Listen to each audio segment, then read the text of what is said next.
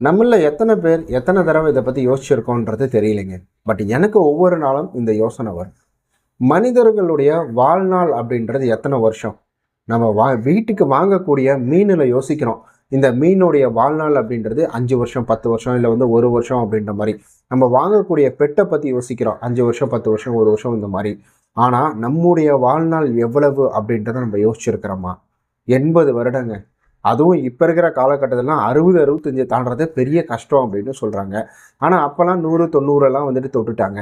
இந்த 60 வருடம், இந்த 60 வருடத்தில் இந்த உலகத்தில் நம்ம என்ன பண்ணியிருக்கிறோம்?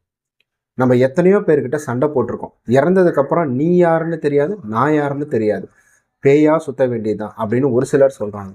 ஆனால் இந்த உயிர் இருக்கும் வரை நீங்கள் ஒரு விஷயத்த நல்லா புரிஞ்சுக்கணும். இன்னைக்கு நீங்கள் எதெல்லாம் உங்களுக்காக உங்களுது அப்படின்னு சொல்லி போட்டி போட்டுட்டு இருக்கீங்களோ, இன்னும் ஒரு 50 100 வருஷம் கழிச்சு அது எங்கே இருக்குன்னே தெரியாது. அது யார் கையில் இருக்கும் அப்படின்றது தெரியாது. இது என் வீடு அப்படின்ற ஒரு எண்ணம். இந்த வீடு அப்படின்றது நல்ல எண்ணம் தான். ஆனால் இந்த வீட்டுக்காக ஒரு சில செயல்கள் செஞ்சு மற்றவர்களை சிரமப்படுத்துறது, மற்றவர்களை துன்புறுத்துறது, இல்லை சண்டை வச்சுக்கிறது, இந்த மாதிரி விஷயங்களுக்காக நான் சொல்கிறேன். சொத்து தகராறுன்னு வருது பார்த்திங்கன்னா, அதுக்கு எல்லாமே சொல்கிறேன். சொத்து அப்படின்றது நமக்கு முக்கியம் இந்த பூமியில் வாழ்கிறதுக்காக. ஆனால் அதுக்காக மற்றவர்களையே துன்புறுத்துறது அப்படின்றது எந்த விதத்துலையும் நியாயம் கிடையாது.